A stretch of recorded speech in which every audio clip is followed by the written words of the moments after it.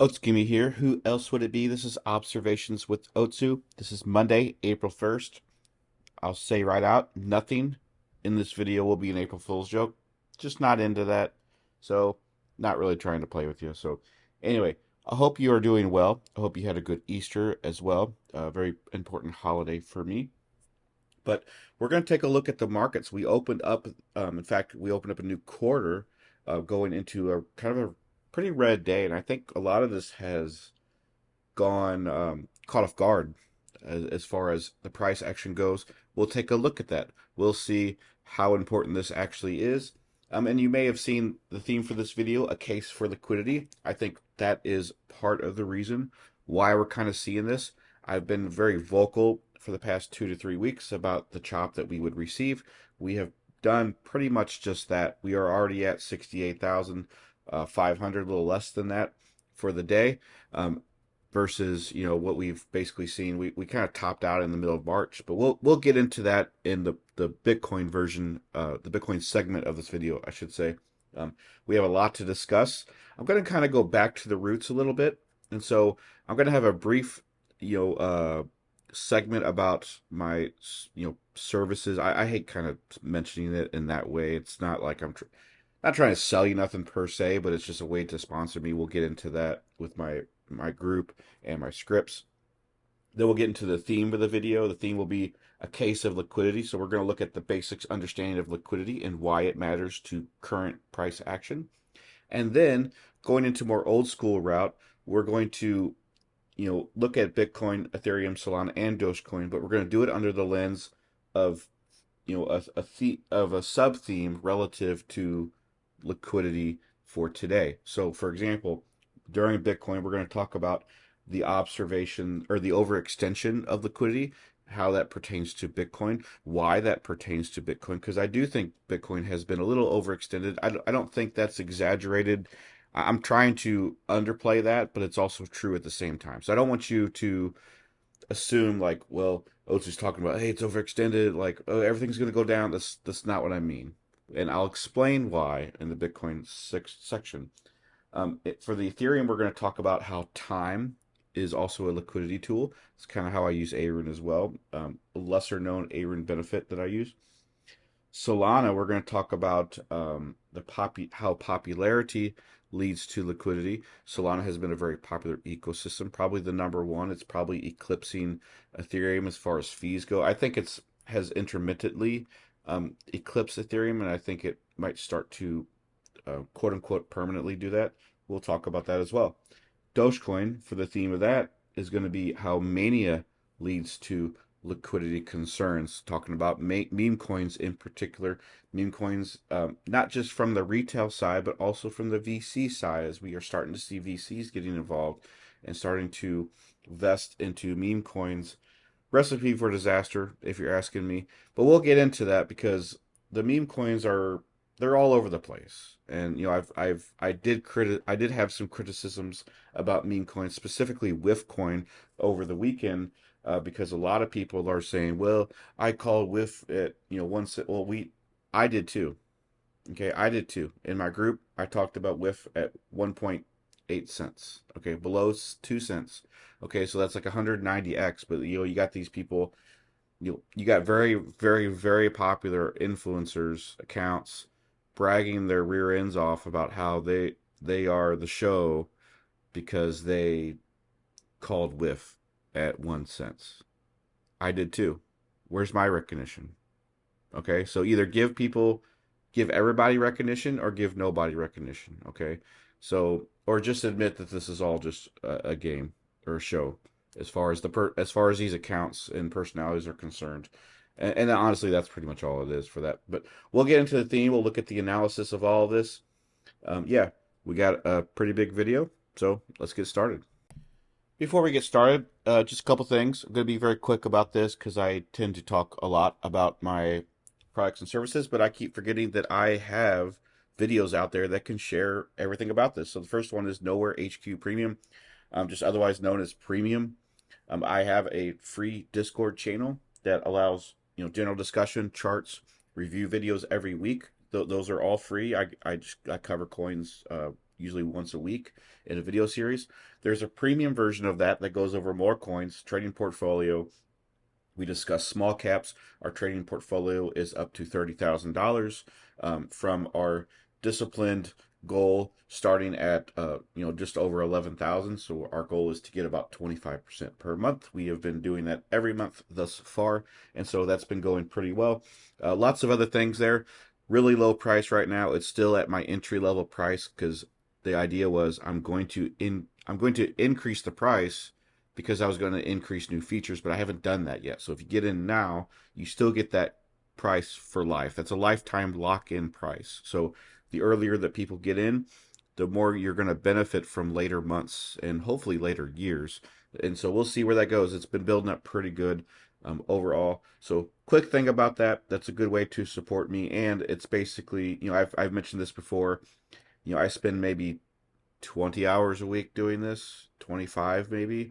And so if that could save you time, because I do 2 videos every day. If you're a premium member, you get 2 videos every day. And if you're a free member, you get 1 video every day. So you get extra videos covering the markets. I tend to cover a minimum of 5 to 6 coins a day, but typically ends up being around 8 to 10. And so oftentimes that's, whatever, 30 to usually about 30 to 40 coins because I won't, usually the last couple of days I'll do reviews. So, but I tend to look at the markets pretty often. I just share what I see in the markets, and that saves you time. And so that could also help, save you other things as well. And, it's $20 right now a month, which is probably less than what you spend on fees. So anyway, that's Nowhere Premium. Got one more service to share, and then we'll get started on the theme. The other big thing I have is it's called Apex Classic. There's also Apex Pro, and there's other scripts as well, but the biggest one by far has been Apex Classic, and so that is my indicator. And I'll probably rebrand this to just Apex Indicator because it's a way to look at the markets based off of ARUN based price action. I'm the only one that really uses ARUN, and so it's an indicator that looks at ARUN price action, trend, and momentum, and it allows someone to look at the markets with the indicator, get buys and sell signals based off of that script, and it gives a particular entry, gives a stop loss, gives everything you need to know, except for you take your own profits at your discretion, and that's designed that way. And so that's also something that you can take a look at if you feel you're a little weak at identifying certain plays of the charts. It helps you identify that. It also helps you, a lot of people like the fact that it also identifies stop losses for you because that's kind of hard. Like anybody can enter a trade, but not everybody knows when to exit a trade after you've entered in because the game's changed, right? It can be, you can get nervous. You may want to take profits. You may not want to take profits. You may want to hold it. You may want to, cash out, whatever it may be. So that kind of helps you, right? And so it's good for many people. It's good for new people, especially because it's kind of like a training wheels kind of aspect. But it's also good for hobbyists and even pros. And you know, I created this for myself, to be honest with you, and it gained in popularity. So I kind of fancied it up. I basically put some clothes on it for lack of better terms, and then I shipped it out because it's something like I like to automate my process, and people liked my automation, and so I went ahead and just published it. So that's kind of where that works. But it's also good for hobbyists and pros too, because again, it saves them time. For me, for trading, it's not just about making money; it's about saving time. Okay, and even the aspect of trying to live the whole crypto full time lifestyle, I save time. And I was discussing with somebody like I don't have to rush in my life. Like I generally don't have to rush to go from point A to point B. I can take my time. It's a little more stress free that way. And so saving time is very important to me. This is a way to do it as well. So anyway, those are the 2 things: premium, Apex Classic. I'll leave links for these for actually this is all one video, but leave this in the description. Leave the links to purchase this if you would like to. This is a one-time purchase. The premium is a monthly thing. So let me know what you think. Let's get to the theme of this video. The theme for this video is a case for liquidity. And as I said earlier in the introduction, I'm going to start adding the themes relative to this main theme within the coins themselves. So I'll talk about liquidity as we talk about other coins. That way, this doesn't end up being like an hour and a half video as they tend to be. I do tend to talk a lot. I do try to be comprehensive. Sometimes that comes off the wrong way. And so I apologize for that. So I'm trying to get these videos shorter, but also accepting the fact that I need the time that I need. Now, that being said, liquidity is a very interesting tool, and it's one that people really don't talk a lot about. So we will address this, and I think the basic idea for the main theme of this is discuss what it really is. Like what's the basic understanding of liquidity, and how can we use it for trading in a general sense. Liquidity, as its purest definition, is basically the allowing of movement within a price. And so it can be, you know, defined in different ways. You can try to explain it in different ways. But one thing I've noticed, especially with financial analytics and information in markets, the more you try to understand that from a complex perspective, the more people get confused. And so my idea has always been what's the simplest way that I can explain this to somebody? And so the simplest way is to say, when you have, you know, if you have so let's just take the US dollar, for example. Like US dollar here in America, it's used as a primary currency. In many other countries, it's used as a primary or secondary country. Even in my wife's country, it's used as a secondary currency. Now, um, liquidity is when people are allowed to accept the US dollar. That's also used in goods and services. It's also used in day to day. So like if I gave someone, in America here, $20, they can use it just as easy. There's probably no restraints on how to use that, right? Now, if I go to my wife's native country in the Philippines, if I try to give them a $20, they they will probably be happy. I think people would be willing to accept $20 in U.S. currency, but it's not going to be as easily accepted. See what I'm saying? Like, I can't go to a store and use that $20. And in some ways, I could. I think it just depends on the store, but in most cases, over there they use, Philippine peso, of course. So it depends. And so that's a primary example of liquidity. Good liquidity is using that $20 here in America or in a country. America is probably the best example of that because that's where the U.S. dollar, the United States dollar, that makes sense, right? And so that may be a little bit different if you're using a pound sterling, for example, or a euro. It depends on the country. It might depend on the store. I've actually never been to Europe, so I don't know how that relates necessarily. So you may be from Europe and you may know that better than me. Now, if I go back to my previous example, going to my wife's country, where the dollar is more of a secondary currency, the liquidity is not as strong as far as its acceptance. Now, it's still going to be liquid in the sense that it's still going to be worth whatever it's going to be worth.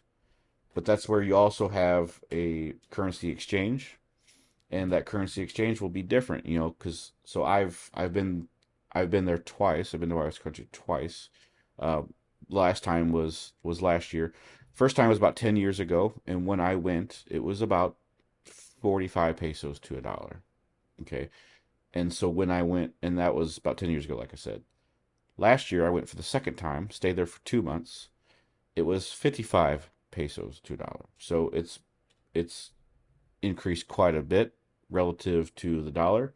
Now, for me, that was that was that's good if you have US dollars because that gives you more pesos, right? But that's not good for natives typically.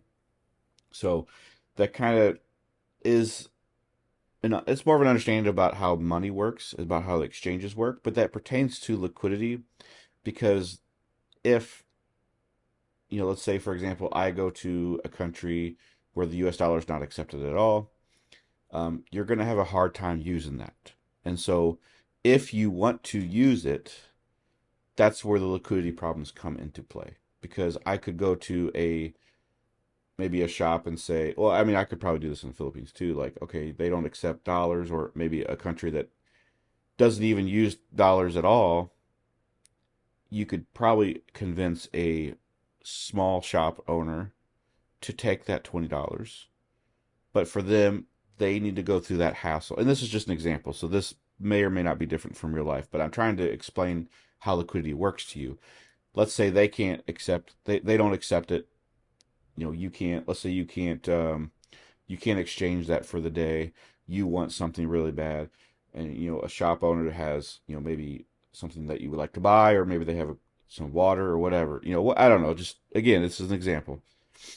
They can't accept the currency, but they will accept it on certain terms. Like, okay, maybe we don't have cash for $20, but if you buy 10 items of what you want, we'll we'll trade the $20 for these 10 items.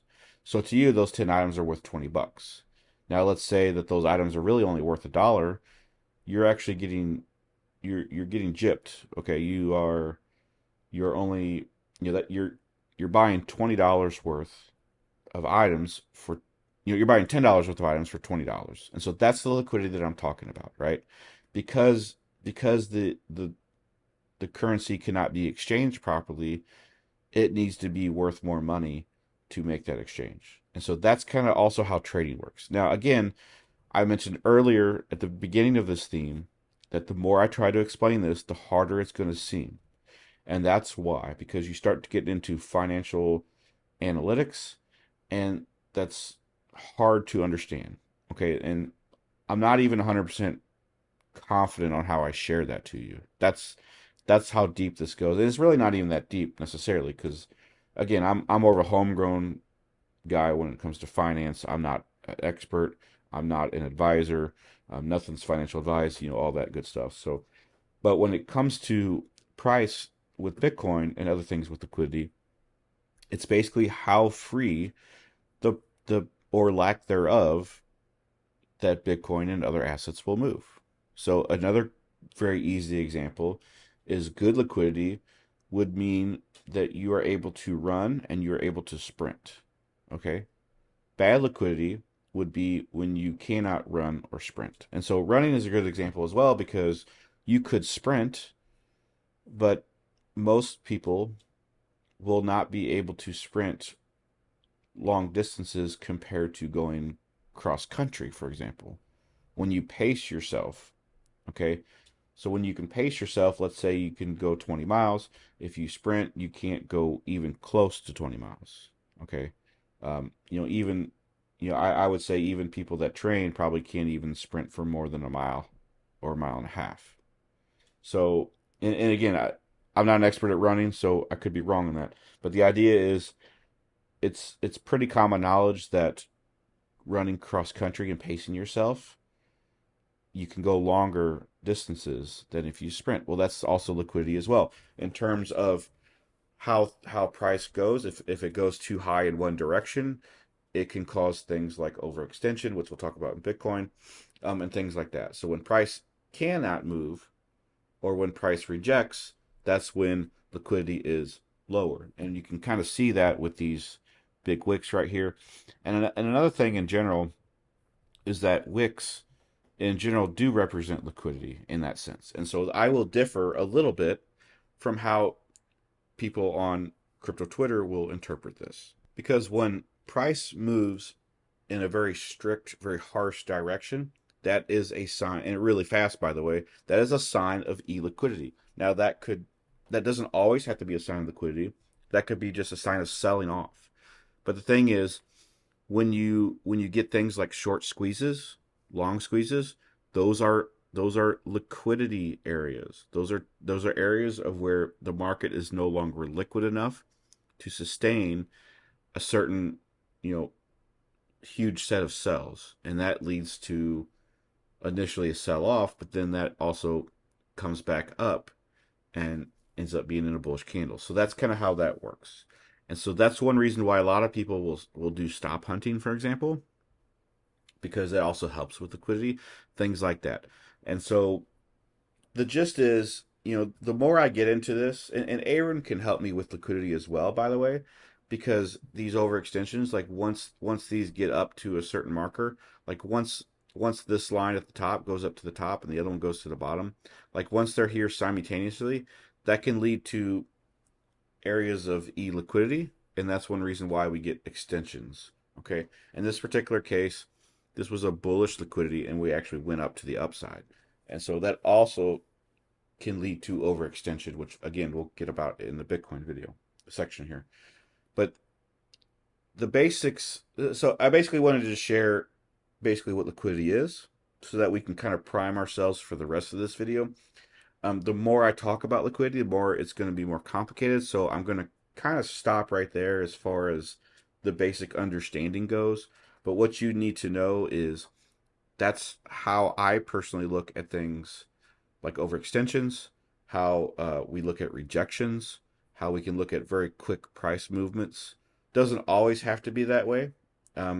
It's one of those things where you can look at a volume profile, for example, and say, well, more people bought here, and this is an example. I don't know if this is true, but more people, let's say more people bought here than buy here. I don't know if this particular case is true, but this happens quite a bit. And so what you want to see here is, okay, a lot of people bought here, but the price didn't move much. Okay, that's because it's liquid. That's because you had a good uh, a good sets, I should say, of supply and demand. Whereas this section, you probably had one or two. It could be one or two things. One, it's completely liquid, and it just went up to the upside. And that's one reason why we get these here at the bottom when we get when things bottom out, we actually get a pretty good impulse. That's because there's no sellers left. Okay, um, supply and demand is always going to exist, but supply and demand always doesn't have to. It never exists for the 99% of the time. It doesn't exist at the same time. Unless you just zoom out, right, and compare consolidations. And so that's one reason why. And if you may or may not have seen this, but I had an old tweet roughly around this area where I basically said, where are the sellers? A lot of people were really scared that price and ready to buy Bitcoin at 12,000 or even lower. Like Kappa was a big one, right? And so the reason is because they saw blood in the water, but what they didn't see is everybody was already gone. Like the sellers have already done sold. There's nobody left. Okay, and this was an area of illiquidity. Another example would be like things like divergences. Divergences are really areas of illiquidity. That's why the strength is different. Okay, you have a price that goes up, but you have a strength that goes down. Okay, and so that tells you that there are liquidity concerns. Now, one thing before we go to the next section here, I want to stress, and I should have stressed this before, that when I say liquidity, it doesn't. When I say things are overextended or things are not liquid, it does not mean that we are going to crash. Okay, that's a common misconception, and I've mentioned this before about just talking about bullish and bearish price action. When I say something is bullish, I do not mean that we are going to go to $1 million of Bitcoin, although I wish we could. And we might, I don't know. But that very rarely means that. Okay, when I say that things are bearish, it does not mean that things are going to go doom and gloom. Okay, very rarely do I mean that. And you need to understand that, and because 99% of the time, most people don't interpret it that way, or they allow bullish and bearish are actually much more vague terms than you realize, and influencers will use this to their advantage to say, hey, this is bullish, whiff to $1, or whatever, right? And then it doesn't go to it, or $10 or whatever, and then it doesn't do that, and you're like, well, I bought because of you, and they said, oh, it wasn't financial advice, I was just joking, blah blah blah blah. Just weird example, but you get what I'm saying. Okay, so that's why you need to interpret the charts as your own. You're more than welcome to look at different personalities and see that, right? But that doesn't mean that you should follow what they say to a T. I don't, one reason I don't have 200,000 followers, like check my mutuals, like check the people I follow on Twitter and the people that follow me back. There's a lot of high profile people that follow me. But the main difference is I didn't market myself as well as others. Not because I couldn't, but because I wasn't going to be showboaty, and I still don't want to be showboaty, because I don't post hyper bullish charts when they don't make sense to. I try to be real. Like I try to be really real. Like there's people that are, oh, these people are real, and they got 600,000 subscribers, and they got pay groups that are $3,000 a month, and they're full of crap. Okay, so yes, I got a pay group. Nothing wrong with that, right? But the thing is, once you start getting that high up, it becomes a little bit different. And I'm not saying that they shouldn't have it. That's not where I was going. Is my point. My point is that uh, people will tell you what you want to hear versus what you should hear. Okay, I have a son.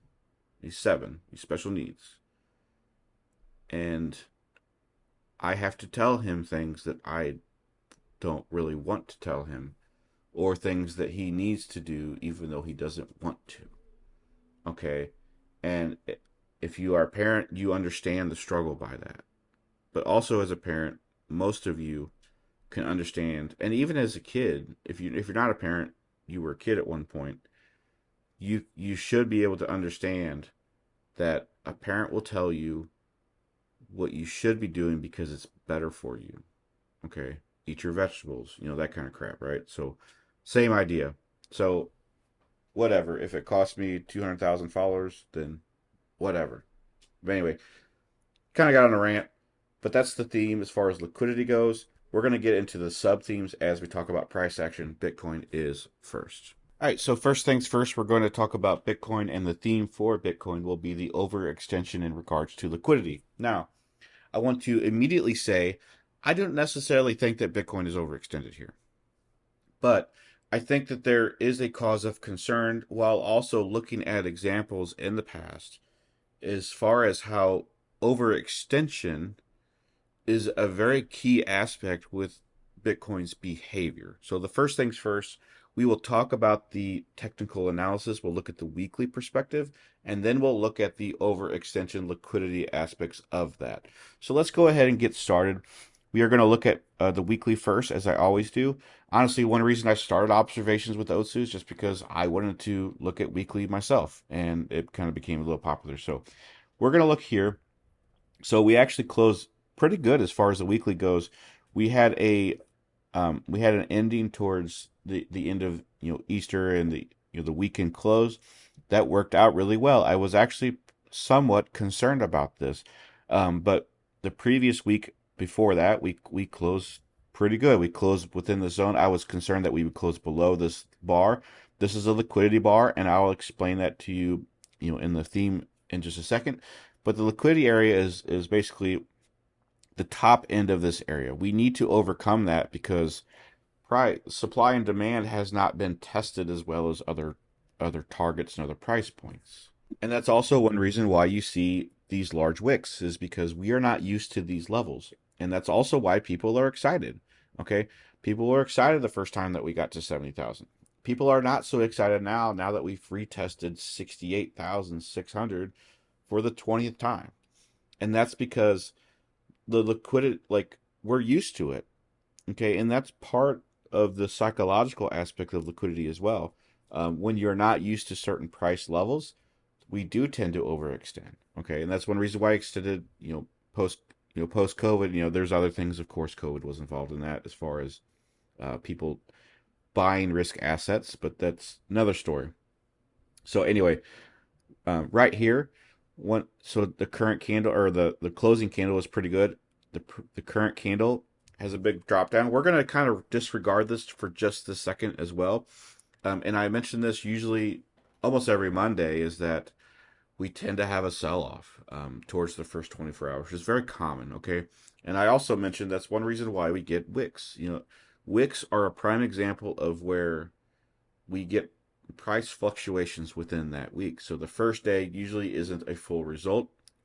Otherwise you'd only get one wick to the downside, and so we've only have one wick to the downside right here. So I would like to think, statistically speaking, we tend to revisit that 71,300. Okay, and so that's almost kind of a cheat sheet kind of thing too, because most of these have wicks. That means we will go. At some point this candle went all the way up here to 49,000. I mean that's why the wick is saying that, and then we drop back below. Okay, and so it just depends. Like once you get something like this where we pretty much have no wick to the upside, there's a good chance that sometime within the rest of this week we might retest 71,300. Okay, I'm not saying that we will. Sometimes we don't. Okay, but statistically speaking, we do tend to do that. So, as far as the daily close or the weekly close from last week, we close above this breakout. This is the highest closing breakout ever for Bitcoin. Okay, and people are really depressed right now because of how much red things are right now. And first of all, I understand that. I do want to preface that to say that I do understand what you mean, or if you are experiencing this or yourself, or if you see this online, I understand the idea of this. At the same time, we did close above, so I'm looking at this from a breakout perspective. So as far as this goes, how do I look at this? First of all, this is a breakout, not necessarily a full breakout, because we have this area right here.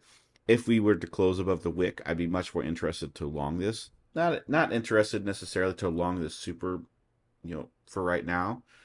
But there's also not a huge cause of concern, in my opinion, again, until we drop below this 65,300. And that's something that I've mentioned for a couple weeks now. And that still is the same. Now, if we close below the previous breakout, which at the top of this marker would be 69,000 even, which we are currently below. If we close below that, then my long thesis is going to get invalidated. If we close even below that to 65,300, that's a deviation. Deviations are something that you don't want to see. And so that's kind of where we're at. We're in a breakout stage. My educated guess is that this day is a temporary red day. We also had a pretty good green day yesterday, and again, the weekly looks pretty good. I mean, we did fairly well overall. So I think my portfolio took a hit today, but I'm still up from 4 days ago. So I think this does pertain a little bit to liquidity, but I do have to kind of sidestep a little bit. Like people will panic because the more and more that we go up, the more people will panic once we start to lose a little bit. Okay, we can go up 5% every day for 10 days, so now your portfolio is up 50%. Or let's just say let's redo the example. Let's say you start at $100,000 and you get to $200,000. Okay, and then all of a sudden your portfolio shows 180,000. You start to panic. A lot of people start to panic. Well, you're still up 80,000. So what's the problem? You're up 80%. What's the problem? Okay. The real problem is, and it could be a problem. Maybe you need that money or whatever, but the real problem is that you are used to that price action. You are used to things going well. So when something slightly goes not well, it really affects you. And that's almost like a psychological liquidity. And it kind of breeds to the same thesis here. So anyway, is my point being is as long as we're holding this zone, we're going to do well. We are currently under the zone, but again, it's only one day. We still have plenty of time. I would like to see a daily close above the zone, to be honest with you, but we'll get into that in the daily section. Aaron, going on this next. And so I got rid of the awesome oscillator because for some reason it's not applying properly, but the Aaron is in a wide bullish or bearish consolidation. We're currently at 78 and 28%, so that shows that we have a little bit of downward potential here. We do have a divergence also, which I'll get to that in just a second. But the consolidation tells me that this is a bullish trend that is actually going to subtrend sideways to slightly down. Okay, and so that's kind of what I'm expecting here until this can recuperate, until we can get to, in this particular case, based off of Aaron, a new high. We are going to do a slow chop. And that's what I've been saying for about 2 weeks now. We still have a way to go on this. Based off the 28 marker, what I do to calculate this, how many weeks this will take, is take this 28%, divide it by 7, which is 4, then you add 2 for confirmation. So you have 4 weeks until this consolidation is over, and then another 2 weeks until this can confirm for a bullish continuation. So that can take as long as 6 weeks. Now, I say could because it could take less, but it won't take more than 6. See what I'm saying? So the number I give you is the maximum number, which is 6. And so again, that kind of goes. It's a little more advanced, and that's something that I do mention in my Apex Academy. If you're interested in that, I'm going to be launching that probably towards the end of this month. But as far as all that goes, that's how we can identify that. So going on to the RSI, um, we are in a divergence, small divergence. I've talked about this before. I every time we get a divergence, see, I hammered home divergences last year and really the past 2 years, and so now I get messages all the time about divergences. Like, what about this one? What about this one? What about this one? And I am having to repeat the same, and the questions are fine, but like nothing really changes. And I first of all, what I say a year ago pertaining to RSI still pertain today. At the same time, I think I may have oversold how divergences go. And again, this goes back to the saying things that are bullish or saying things that are bearish. I do not mean doom and gloom. I do not mean sky high, retire tomorrow.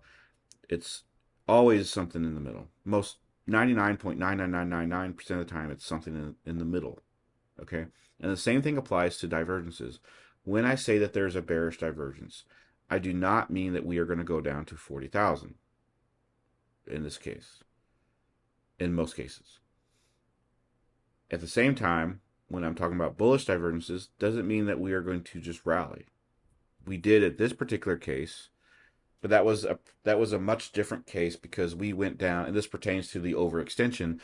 For liquidity, we were overextended here. Okay, this was your liquidity right here.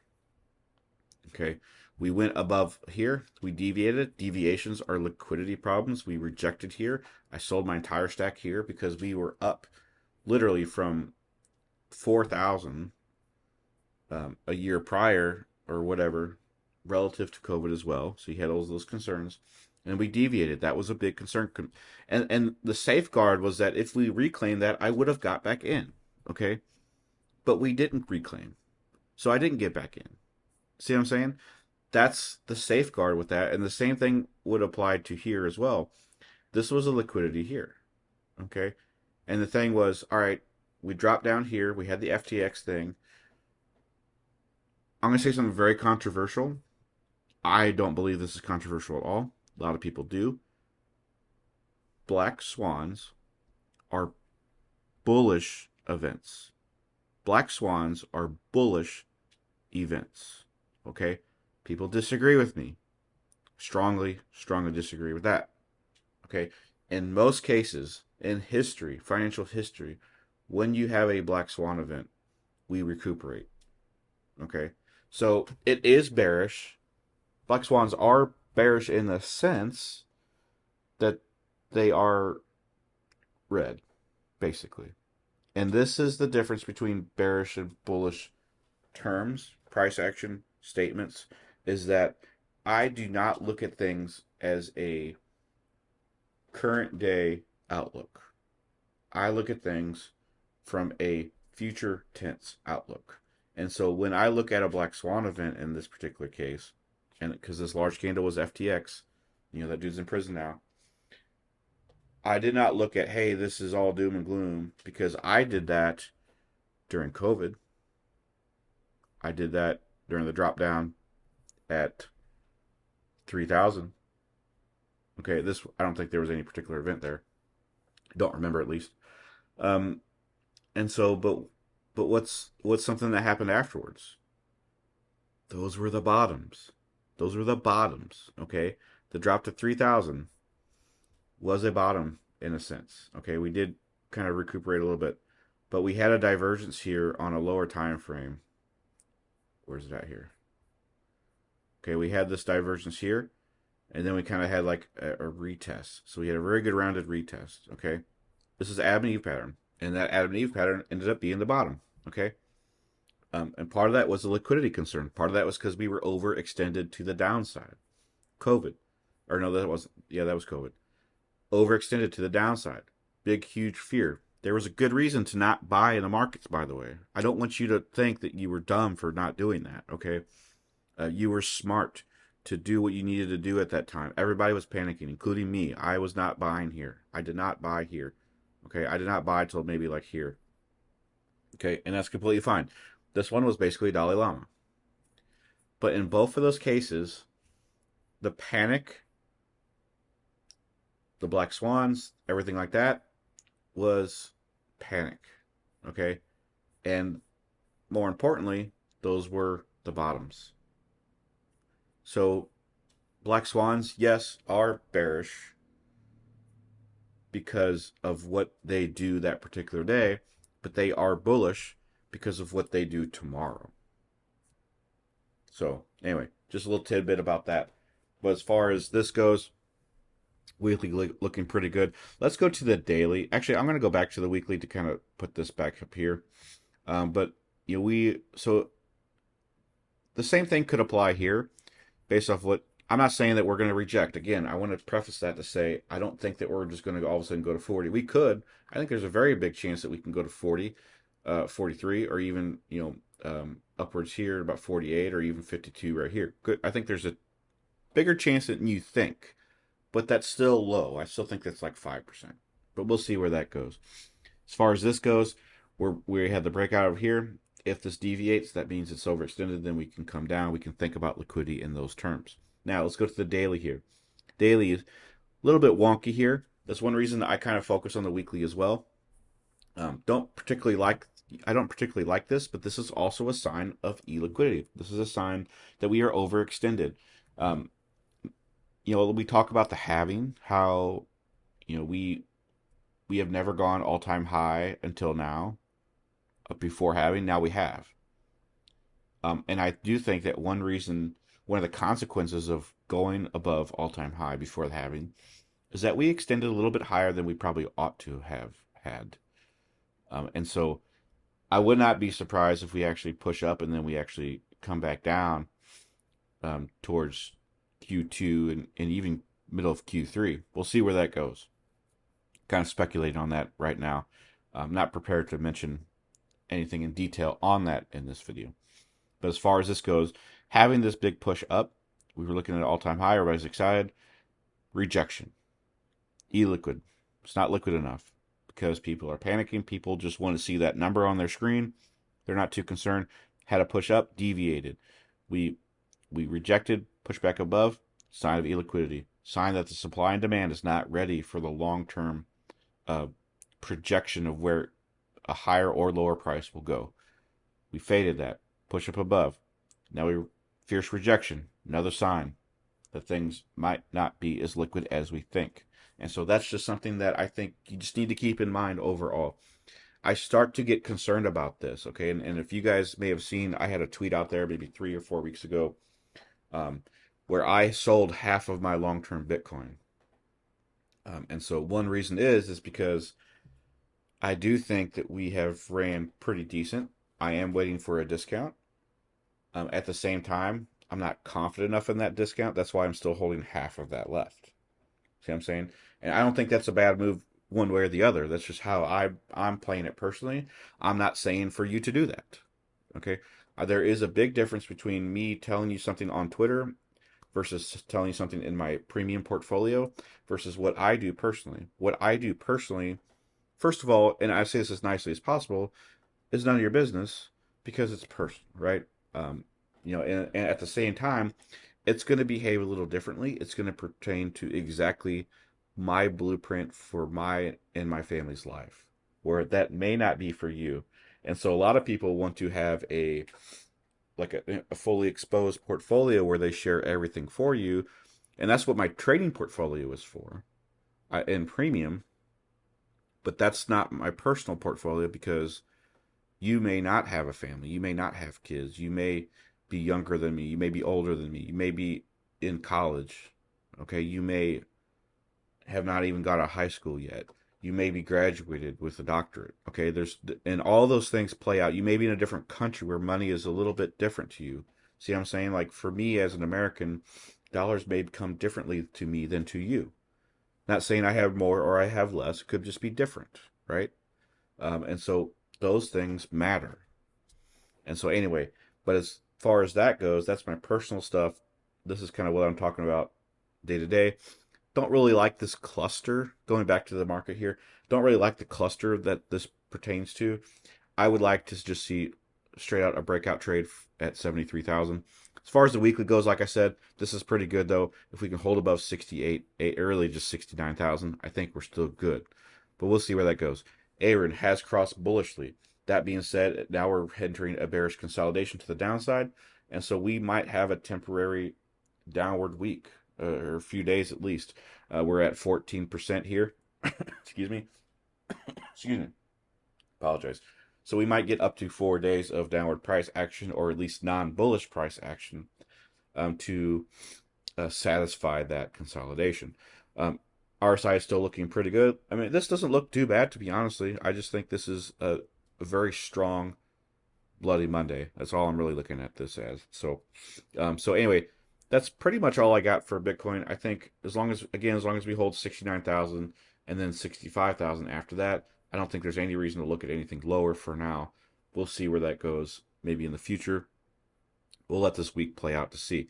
And so that's Bitcoin. Let's go on to the other ones, starting with Ethereum. All right, let's talk about Ethereum. We're going to cover the weekly and the daily perspective as well. But for this sub theme, we're going to talk about time as a liquidity tool. Now, this doesn't get covered very often when it comes to liquidity. One reason it does pertain to me a little more vocally than others is because Aaron behaves a little bit differently. It is a time to price indicator, whereas other things are opposite, like relative index, for example, just looks at the strength compared to the previous 14 candles, whereas Aaron looks at price action relative to how long it's been since the last time it's done the same thing.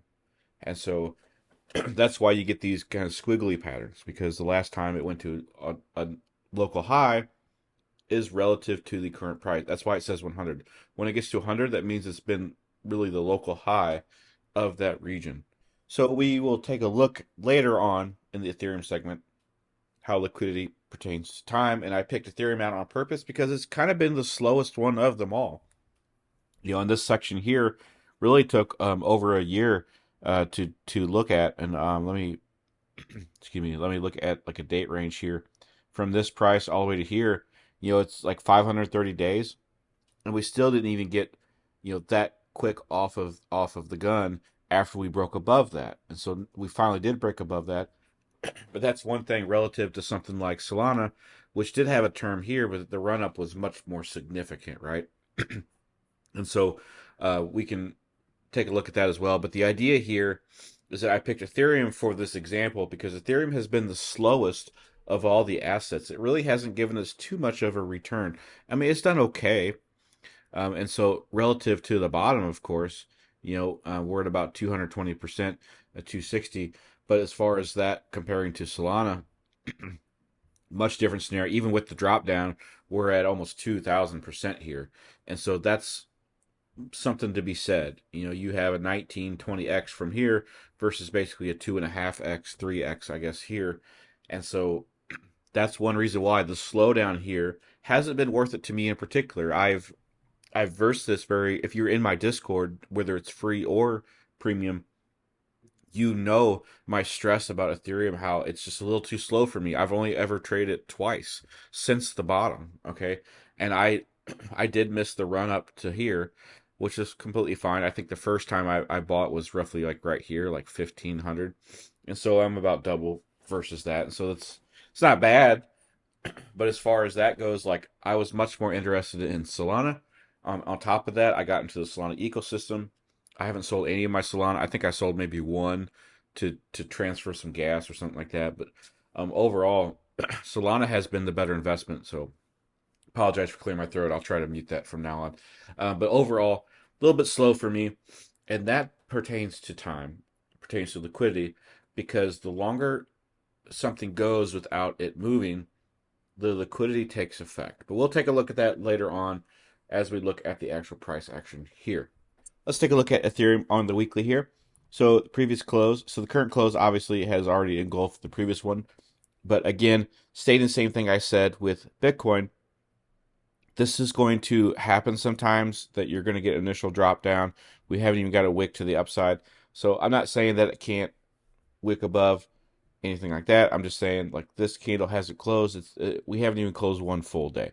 So let's go ahead and look at the next previous candle as we usually do. Pretty good. We actually had a bullish engulfing candle, so that was relatively good. But we're actually below this zone here. With all of that, we actually rejected near the 4,000 mark, about 3,900 overall. And so for now, it's only been a couple candles up there, but 4,000 was more of a rejection point than I think people realized. I think a lot of people were thinking it would do a Bitcoin, go ahead and go up to 4,800. Was not necessarily the case. Now, let's go ahead and do some, drawing here. Top zone here, the breakout point is about 5,800. And, obviously the full target that everybody's really looking at from a psychological standpoint is 5,000. Haven't even got close to there.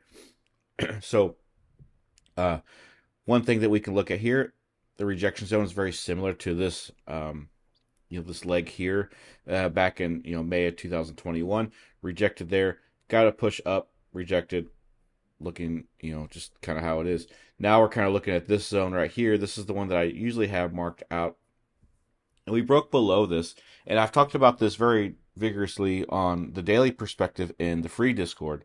How we rejected in the zone. We actually went above it, so that was good. Now we're kind of rejecting again. This weekly perspective isn't really as strong as I initially thought it was. And I think it was okay to say it was strong at the time that we were using it. And one reason was we had the push up above, had the rejection follow through, and so that's understandable. And I think that that's completely fine. Now we're kind of in a weird zone here, and it's interesting because we're kind of, if this isn't getting respected, we're kind of just hovering around. And so I don't have a lot of confidence in Ethereum. And I even mentioned that I think, I mentioned in the free Discord that Ethereum is the coin that makes me realize that we could be going down market wide. Okay, Ethereum of all coins should not be failing this level, because we had a pretty, we spent 530 days below the zone of 2,500, and we pushed up, and now we're already rejecting. We're rejecting a very easy thing that we had flipped, and we're not even really struggling above or below it. So it's not even getting retested. It's not even getting rejected in a full sense. It's just kind of like keeling over, and that's not good. It's a sign that I think Ethereum could be coming down even more. 3,000, kind of where the lows were here, I think could get swept. I think that's kind of my target going into maybe like May or possibly even June. And I say that like June seems a far away from now, which is 2 months or whatever, but that's the kind of thing that I'm expecting with Ethereum. Ethereum is a much more slower tempo based coin. It just doesn't have the risk to reward. You have all the risk associated with all the other coins without any reward. Okay, and so that's just not good enough for me. As far as the R and R, Ethereum is one of the worst, not just in terms of reward, but also the risk is a little bit higher. Now, of course, you can adjust that. I know a lot of people that have made a lot of money on Ethereum. Also depends on the lower time frames, things like that. For me personally, it's just not worth it, based off of how I trade versus and also the other opportunities that we have in the market. I'd rather, like, I mean, yeah, a good trader, and like I don't know, I feel like I'm not as good as you think that I might be, but like a really good trader could really get in the zone and really detail into this and make money in that. But why not make it easier on yourself and look at another coin that's going to provide the same reward, but be easier on your mind? And that's what people don't realize, is that this isn't just a trade. Trading is just not about money and pushing buttons. Okay, you should never think about it as pushing buttons. Okay, a lot of people will think of things like gambling, or even say gamble. They may not think of it as gambling, but say gambling related terms I've been guilty of this years ago. I've never really gambled in my life. I've never gambled at a casino for sure. I mean, I've done some lottery tickets, things like that before, but never really done that, right? And so, but I've seen a lot of terms out there, and maybe I'm more sensitive to this, but people will say things. All right, I'm taking money off the table when they take profits. They say, "Well, I'm going to take some off the table." Well, that's a gambling term basically, or if you're saying like, "Oh, I'm going to play Solana right now." Well, that's a gambling term. Okay, I'm gonna roll the dice here. People don't say that as much, but like gambling terms. Okay, watch your language as far as what you say, because and not that I care what you say. This isn't no Captain America Avengers type thing, but like what you say to yourself matters a lot on how you interpret these trades.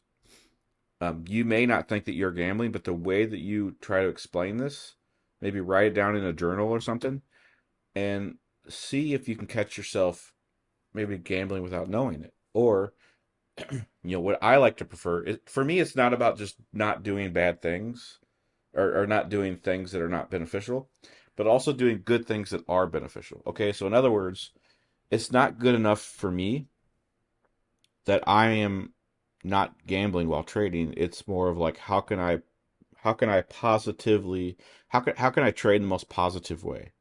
And so for me, it's not just about you know trying to enter a trade with certain criteria.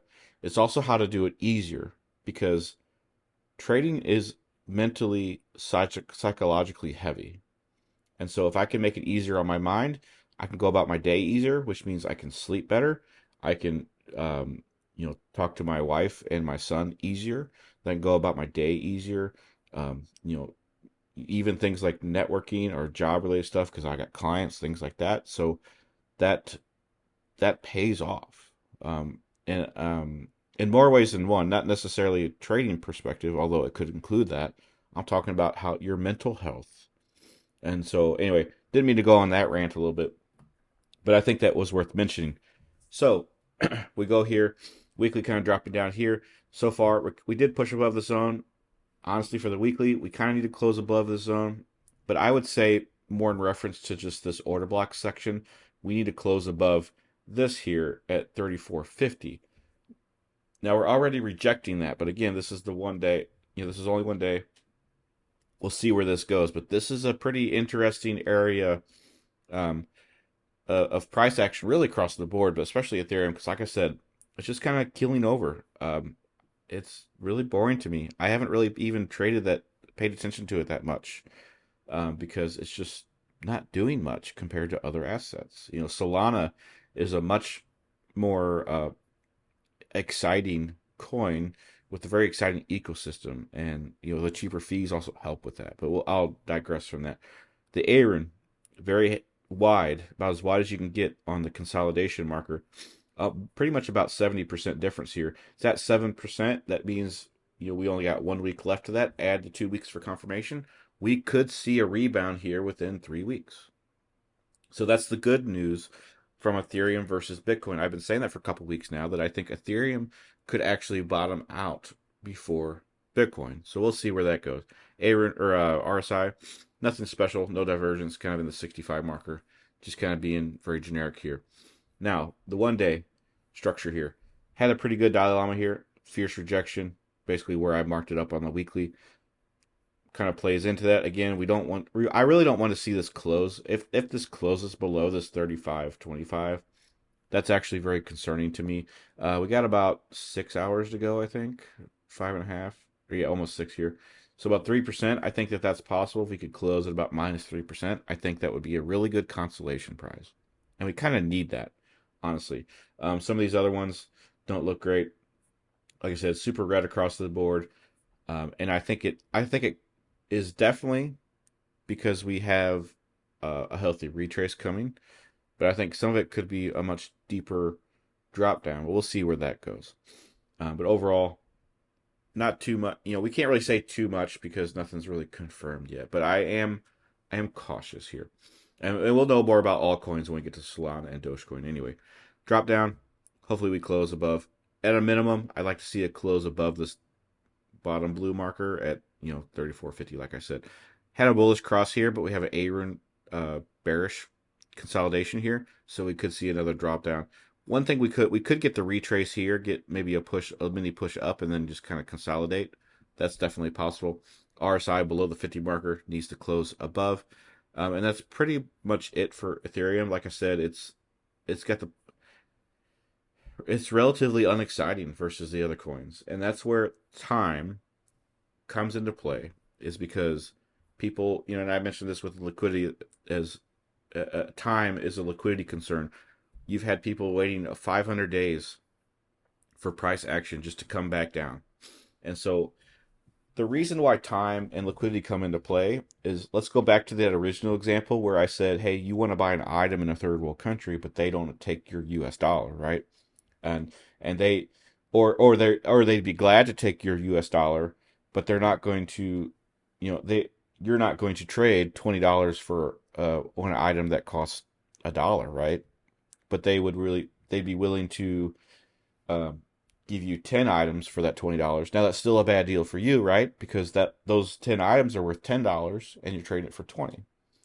But the longer you go, the longer you are willing to wait it out, depending on what that item is. If it's food, if it's necessities, you're going to get hungry, you're going to get desperate, things like that. So then your psychologically the currency will change.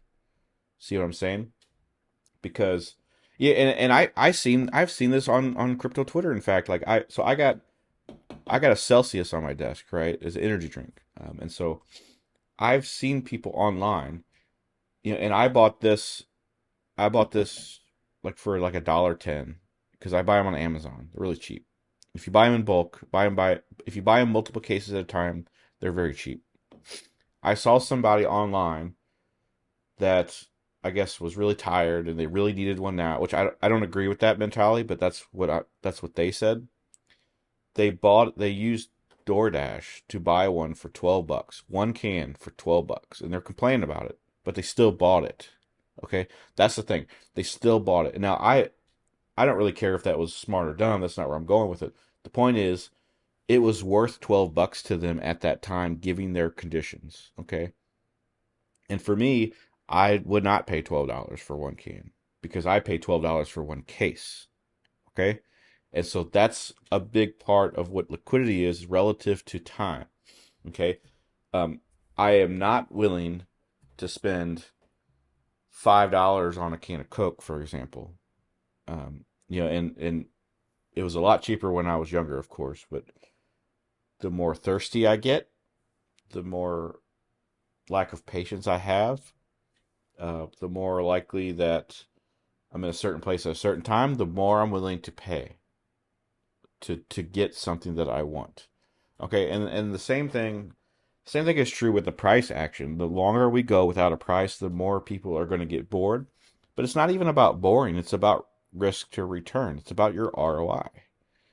Because after a certain number of time goes by, you start to see you see two things. One, you see the opportunities that you could have in your money elsewhere, and so Solana is a big example of that because it's went 19x 1900 percent versus 300% for Ethereum if you got in at optimal prices. But it's more than that. It becomes a risk because the longer this stays, a longer a certain price stays a certain way, the longer mean reversion starts to play into effect. Now, what is mean reversion? Mean reversion is a price theory, and I believe it's a solid theory, but it's a price theory where price should return back to a relative average, typically a 200 moving average or whatever you want that to be. It's a little vague in its interpretation. And I'm not saying this technically as someone else that's familiar with this, so I may be saying this wrong in the way I'm saying it with my language and things like that. But it's basically a way for price to revert back to a, a nominal, like a price that is more preferred as an average price. And so that's one reason why you get things that are overextended. That's one reason why you get things that are, like this, like an entire over a year's worth, year and a half's worth, really, of sideways price action. Because yeah, I measured it from here to here, and that's 530, but I also measured it, from here to here. That's also, October, from June, and so that's also over a year as well. So it's a concern because it also plays to the upside as well. That's one reason why you get these blow off tops, right? And so it's just something to keep in mind when you're looking at things like liquidity because it does affect you. Like, is your capital where it should be? Um, and now, when we get to Dogecoin, we'll talk about how that's also a bad thing. Okay, sometimes putting your money into a more exciting asset will make you lose more money. So the good thing about Ethereum is you're probably not losing that much money here. It's boring, yes, and so, but sometimes boring is really good. That's why a lot of people like Bitcoin. That's why a lot of people like mutual funds. That's why people like savings accounts because yeah, they're only doing 2, 4, 5%, and you might say, well, they're not even hedging towards inflation. I agree with that, but they're still making some U.S. dollars. Their U.S. dollars are becoming less valuable, but you still need to understand like they still make, let's say, savings account, let's say 2% savings. So they make 2%, right? That's not that much, right?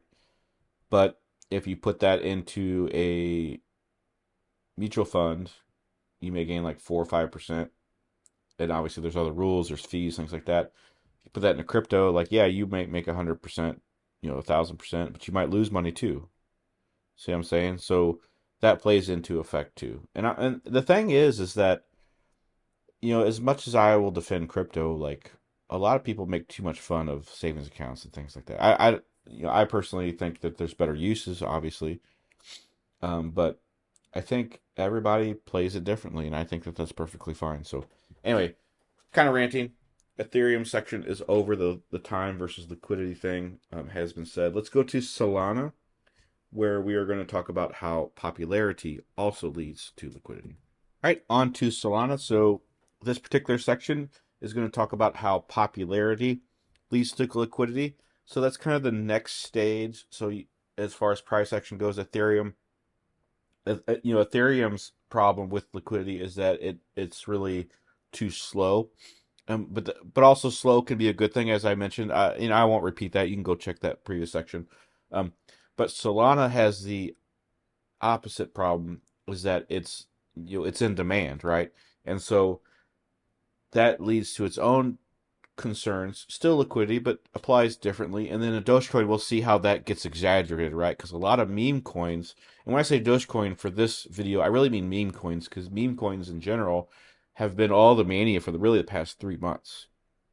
And so, WIF, for example, did a 200x basically. And so that allows for how liquidity gets maximized on that demand. It's so in demand that it's going to create big fluctuations. So I don't want to get ahead of myself. I'll mention that in the next section. But for Solana, we're going to talk about just general demand and how that leads to some issues as well. And so not even I shouldn't say issues. Liquidity is always going to be there, whether it's good or bad. It's always going to be liquid. And so for this particular case, it's not bad. It's actually good. And so Solana has been, popular, or I should say prosperous is probably a better term relative to this. And it's something that I saw, previously when we got to this zone. Actually, probably more so here. I was like, you know what? It's still holding steady. It dropped down and it kind of went up around this area. I was, I had some thoughts here, but mainly after this pump up, I'm like, you know what? This can do numbers. Because it's holding strong. A lot of developers were still in the zone with that. I didn't know a lot of coins like WIF at the time. I think most people didn't either, and I should have gotten more involved than I did.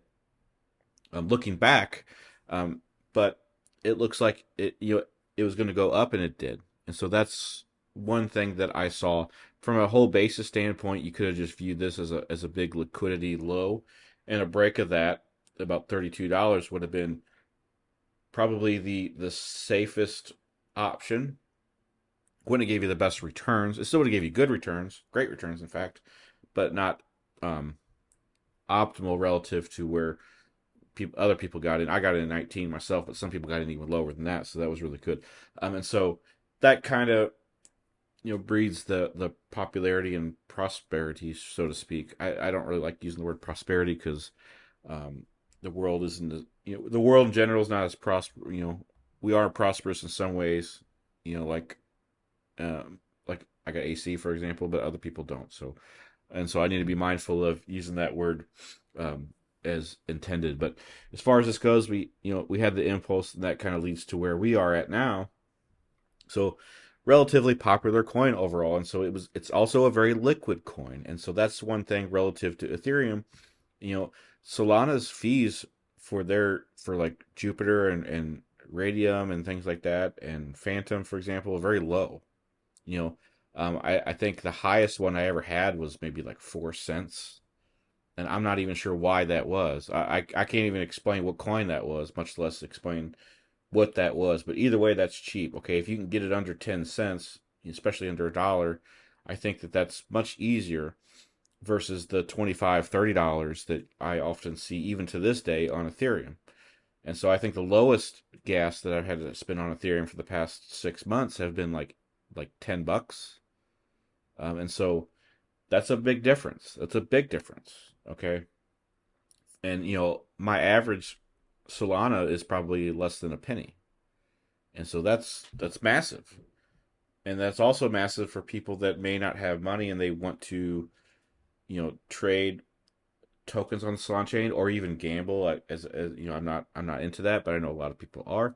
And so that kind of breeds more popularity. And so that becomes an issue of liquidity as well, in a good sense. This is probably the only time in the video where I'll be talking about liquidity in a good sense for the entirety of this segment.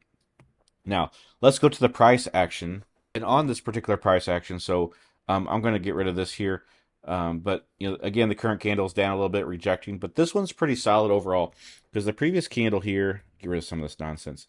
We kind of pushed up. We actually closed a new high, or a closing candle high, I should say.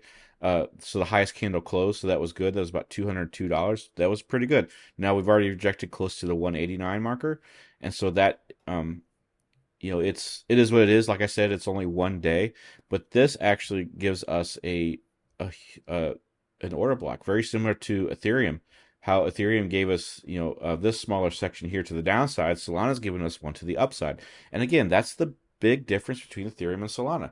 Ethereum is really boring. It's not really giving us anything. It's falling over at the first wind.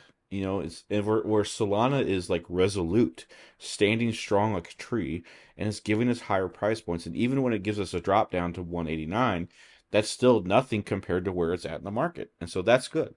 Um, and I'm pleased to say, for better or worse, for now, like Solana is 25% of my entire bag, my entire capital in crypto, because and that was from way back when too.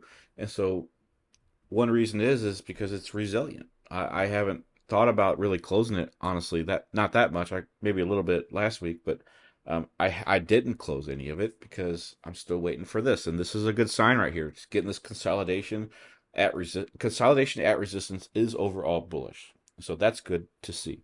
And so we'll see where that goes. And like I said, as long as we're in the zone, I think we're good to go. As long as we hold 183 for the weekly, we're pretty good. It can actually dip down below to 174. That was a concern of mine before. Didn't happen last week. We got pretty close, but not close enough. That could come back down and come back up. Could be completely fine. We'll see where that goes. And honestly, as long as Solana does good, I think the Solana coins will be relatively okay, at least in a healthy environment. And they might behave independently, of course. You got other coins like Bonk and Win, and Whiff all doing double digits red, but that could change. We'll see how that goes. But even Ethereum ones are still doing double digits. So just like Man and Pepe, those are doing worse than some of the Solana coins. So even with that, Solana is still doing not as bad as other chain tokens. So Aaron, let's go to Aaron here. Have a drop down on the bull trend, kind of trying to cross up here, and that doesn't necessarily say anything significant because it could do just a repeat of what this is. Nothing in particular, no consolidation, no trend move, no nothing. And so that honestly just kind of brings us back to this order block section here. That's my concentration for this. We need to play something below, or no, I shouldn't say play. I should say I need to watch my own words, right? So we need to look at targets of 183 to the downside or a close above at 202 to the upside. That would be a good long position there. Or I wouldn't necessarily short this. I'd probably buy it, start buying it increments right here that I have listed 174, 154, and 135. And so that is a point of reference. But you also, but as far as Aaron goes, nothing in particular. On the RSI, had a push down below the 80 marker, nothing really significant, no divergence, no nothing. I think Solana is really the healthiest. So as far as Ethereum goes, telling me that Ethereum could be a sign that the markets could be bad, Solana is giving me a sign that the markets could be doing good. And so we're really all over the place right now. Bitcoin's kind of just basic, right? Not really doing anything. Ethereum is kind of giving me this whole like you know, just vibe of like we could see some drop down. But Solana is looking pretty resilient, and honestly, I think Solana gives us a better example of that resiliency that people want the markets to do well.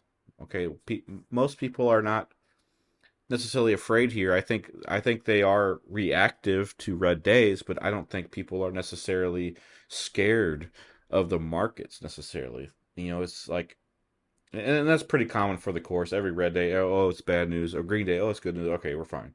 It's just like you forget about your depression phase you had for 24 hours, right? So that's par for the course. We'll see. All right, let's look at the daily now. So daily perspective, we got this rejection, pretty harsh rejection overall. But again, we're still within this range that I was looking at, 183 downside. Top side is 202, but really you got this up here at 205, and so that's something to look out for. That's the weekly. Got the double top here on the daily, but you also got that weekly. I'm more interested in that weekly because that would be a breakout. I'm not concerned about it closing at like 203, for example, because that's still going to be kind of in a rejection zone. It needs to be above 1005 or 205, I should say. 1005, I'm retired, but to 205, still here doing these videos for you, and hopefully we get a breakout there, though that would be nice. Ideally, I would like to see a breakout of 211 because that would set up a Darvis play, so that would be good. Overall, you do have kind of a trend line section right here. I think it could probably close above that zone. Again, we still, a lot of this is very common, by the way, to get drop downs like this and people freak out and then we close above. Very common. But this is one thing where I've seen this enough where if we close below that, we still have this zone here. Like, we had the 183, but also the 174, and we probably might chop a little bit. And so that's the thing. I'm not afraid that we're going to chop here continuously for the next month, even month and a half. And I've been saying that for about almost a month now, about 3 weeks now, that we would chop for about 6 to 8 weeks.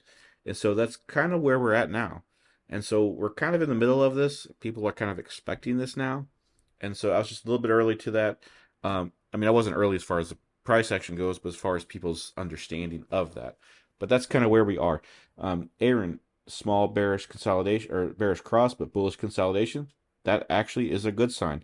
When you get bearish price action like this, but you have a small trend formation pattern here, whatever you want to call it, more of a that's a sign of the momentum is not good. So even though this rejection is very sizable as far as price, it's not very sizable as far as weight. So this could lead to a bounce here. You could see one of those fake out breakouts kind of scenarios, but we'll see where this goes.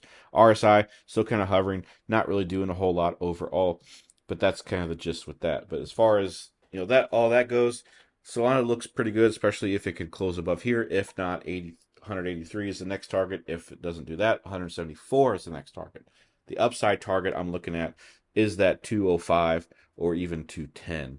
Ideally for me would be 210, 211. For most people, I think 205 would be sufficient. Now, keep in mind, most of my capital is already deployed in Solana, so I'm not interested in adding more, or I'm not really interested in adding more, especially when you're looking at $4 difference, because I'm already up 10, 11x versus where I started. So So anyway, but as far as the again, going back to the liquidity aspect of this, this has been a very popular coin, and that shows how the behavior of these charts kind of lead to this zone. I'm much more confident in discussing Solana here because it has been more liquid versus something like Ethereum, versus something like Bitcoin that has been a little bit stale relative to its price. Like, yes, I did say that Bitcoin's stale at 68,700, almost 69. But there's a lot of other elements at play. It's been getting bought up, and that's completely great. But that's not news anymore. That's just how it's been.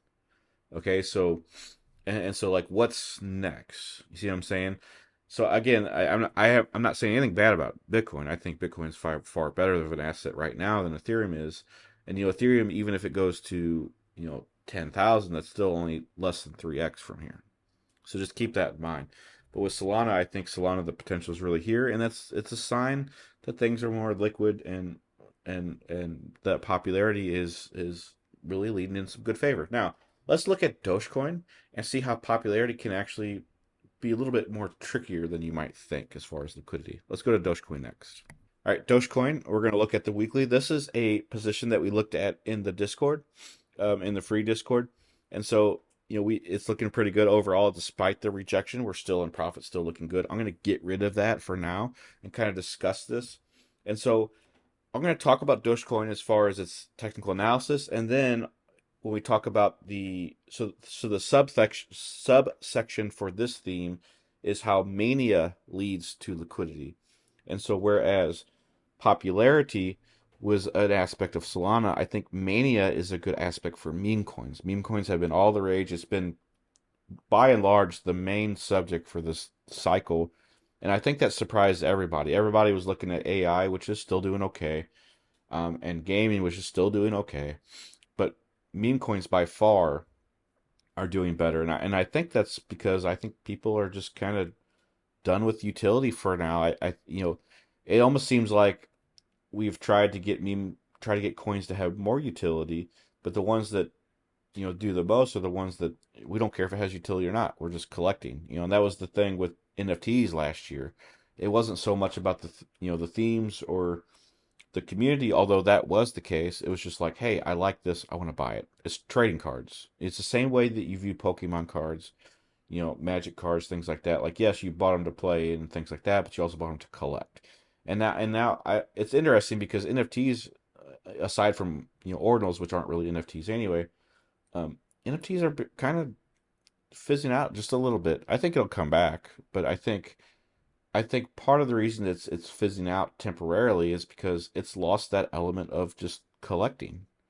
And meme coins have kind of taken that note up. Meme coins have all the benefits of the community and collection of NFTs without any of the you know the problems associated with NFTs, like liquidity concerns. You need to have buyers for your if you want to sell your NFT, somebody needs to buy it from you. You can't just sell it to the market, right?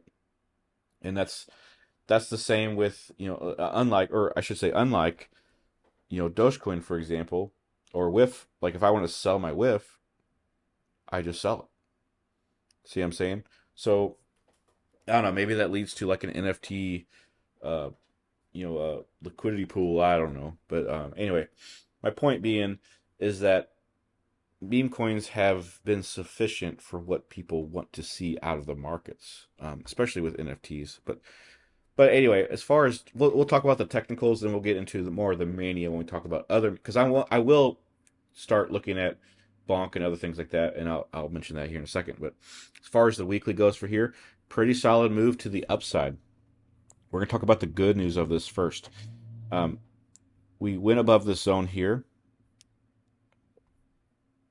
and we'll take a look at this like so. Actually, I want to kind of look at this from a um, resistance here, and so we can see that we struggled a little bit, not quite struggled. I shouldn't. It's probably not the best wording, but we pushed above this into the from the previous resistance. Now it is kind of acting as a support structure, and I mentioned that kind of off and on for the past couple of weeks in Discord.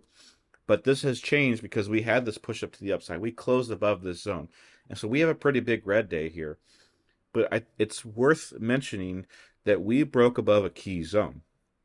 And so this is our new support structure. Uh, we don't know that it's support. Like we just theorize it's support. That's another thing that I don't think people understand. But I don't have time to go into it. We could drop another 8 to 9%, even more.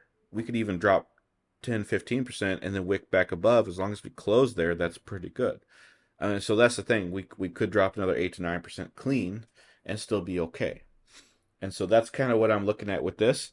Dogecoin is starting to warm up. Now, Dogecoin tends to have something like this where we do pump and then we kind of do a rounded, scenario. We do tend to stale out for a little bit, so we could be entering that phase. But right now, we had to push up to new local highs. I don't see the problem here. It's still looking pretty good. I think that we can and we probably will get to $1. I think that could be towards the end of the market cycle. That's something to watch out for. Usually, the tops of Dogecoin end up being the tops of market cycles, I believe, or at least in this particular example. So we can take a look at that, take it with a grain of salt. Now, as far as ARM goes, very wide bearish consolidation here, about as high as you can get. 14% here to the downside, or on the bear line means another 2 weeks plus another 2 weeks. That's 4 weeks. So we could have another 4 weeks of bearish price action before we see some sort of bullish return on investment. So we'll see where that goes. As far as the RSI goes, we do have a RSI divergence here. And so that's another cause of concern. And so the good thing about that is that the divergence is pretty high from this breakout point, so that we'd have to go back to like 17,000. So again, it's possible that we could revisit that 17,000, qualify for that retest, and then come back up. We'll see where that goes. It's already kind of come up about 2% for the day already. But again, this is the weekly candle, so this is a little bit different perspective. Let's go to the daily and see where we're at. This was the previous order block range I was looking at. We had the breakdown. Thought that we might get a fake out. We did. This would have been your long to get in, and now we're doing good. Now we have another zone right here. So this is the consolidation marker that I'm looking at. As long as we stay within this zone, I think that we're okay. If we break below 19.8, then we're probably coming back down to 18 even. And so that's kind of what I see with that one. We get rid of this one. But overall, that's kind of my zone of interest. I'll probably just mark it up there just in case. But we have this retest here, so that should hold. If we go to the upside instead, we could break out about 22 cents, go to 26 cents. I personally am eyeballing 30 cents for my position, but we could go as high as 34. Just depends on how we break out of this range. Excuse me.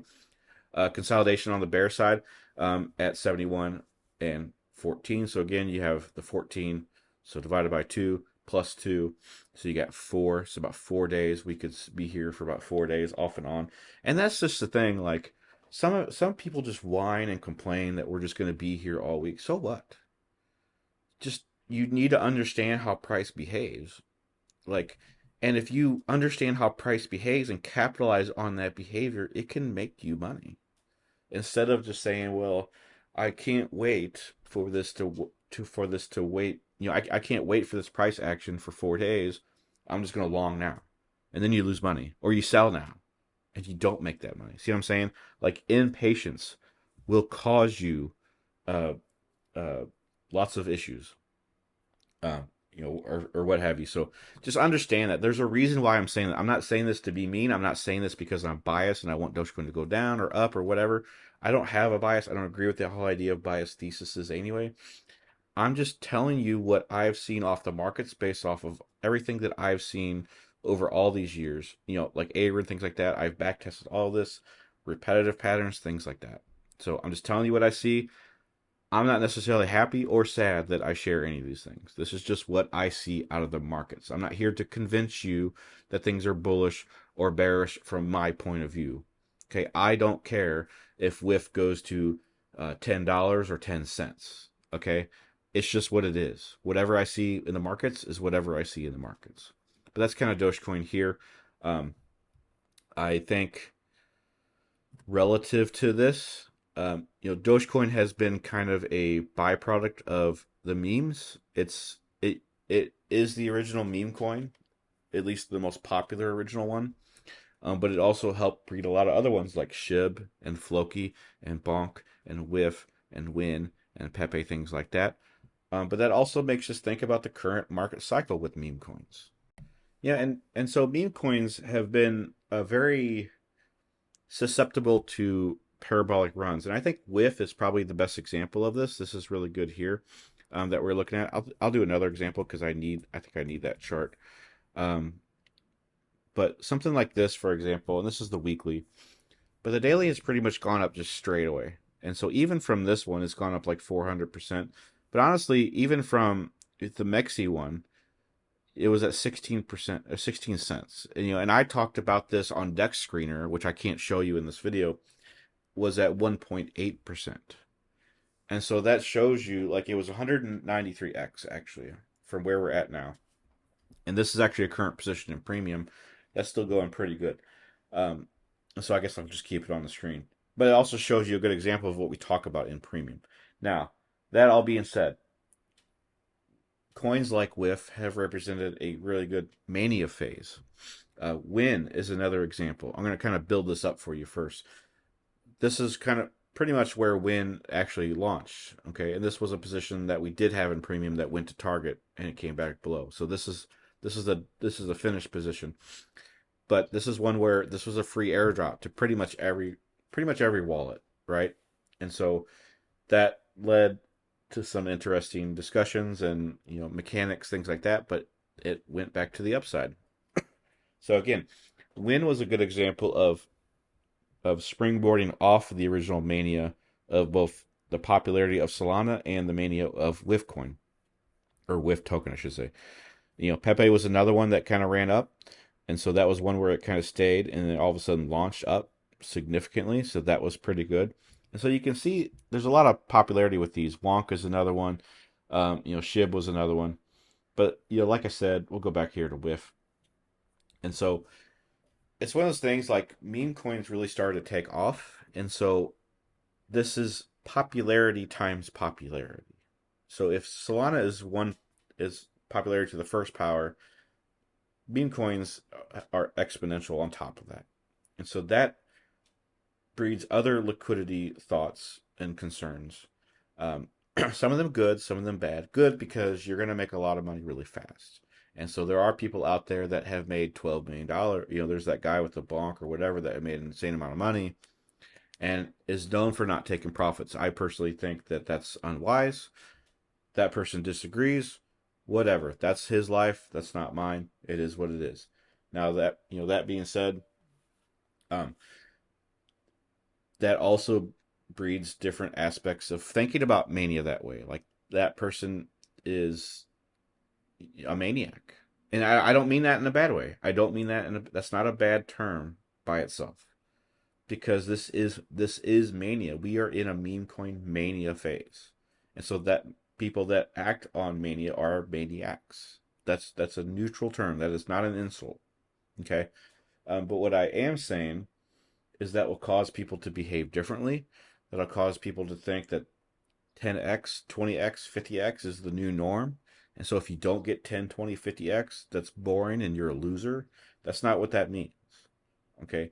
So that breeds different psychological aspects of trading. It also gets things like overextension, which makes us go back to Bitcoin. Because you can get overextension, you can get bigger dips. 20% dips are nothing for meme coins right now. And that's par for the course. If you got 20% minus in one day in stocks, you probably have a heart attack. Okay, so that it just breeds a different environment, but that also allows people to behave differently, which could be good or bad. You could use it to your advantage or disadvantage. And so that's just another aspect of the liquidity is that candles will go up or down more significantly, and that'll also cause areas of liquidity. It will cause more short squeezes, long squeezes, some that you may not even think are long squeezes or short squeezes because you're so used to 20% moves to either side. Um, but it also leads to more bandwagon based trades. And so like there's other coins like Costco hot dog and things like that where people are just buying just because you see somebody talking about it. It's like, well, that's the next WIF coin. I'm gonna buy that, and I bought Costco hot dog. Um, but that doesn't mean it's going to go up like WIF coin did. or WIF token. I keep saying it WIF coin. But anyway, this is a different phase of the markets. It's more of a mania base. It's not necessarily that we are in a mania phase market wide, but this seems to be isolated with meme coins. It brings different aspects to trading. So anyway, that's Dogecoin. Now let's do a summary and we'll round out the video. So overall, so the market's kind of recovering a little bit. We'll do a summary here. So Bitcoin, kind of basic overall. The good news is it broke above the zone to about it closed up at the 73. It's the highest closing candle that we've had. Still above the zone, still looking pretty steady as long as we hold 69,000, in my opinion, not 70. I think that's a big misconception, but 69,000 looks good. Still looks okay if we hold above 65.5. And then in Bitcoin we also talked about the overextension of as liquidity and how that relates to Bitcoin. On Ethereum, kind of slow price action. On Ethereum, slower price action in tempo relative to the past couple, 2 or 3 years. How that relates to time as a liquidity tool. Looked at that as an example. Looked at the order block here from Ethereum, how that could pertain. How I'm kind of bearish on Ethereum overall, and I think that could be a marker that the market isn't as healthy as it could be. I think the market's very healthy, honestly, but I think it's a little bit, um, you know, ineffective here because of Ethereum, and so we'll see where that goes. For Solana, has the opposite problem. Solana is very popular in terms of liquidity and how that is used as a good liquidity example. How we have this consolidation at resistance. How this looks okay. The 1 day could close above here, and we'll see where that goes. But overall, the weekly looks pretty good. And then we looked at Dogecoin, how mania with meme coins are affecting liquidity as well, how that's causing prices to go up almost too much in some ways. But good because you can make more money, but also bad because it also creates different behaviors. And so we looked at WIF token as well. So anyway, that's the video. I hope you enjoyed it. Again, if you've listened along this far, it probably means you enjoy my content. So go ahead and look at Nowhere Premium and my Apex indicator if you are interested in that. And that is a way to directly support me as well. I hope you have a good week, have a good day, and see you next time.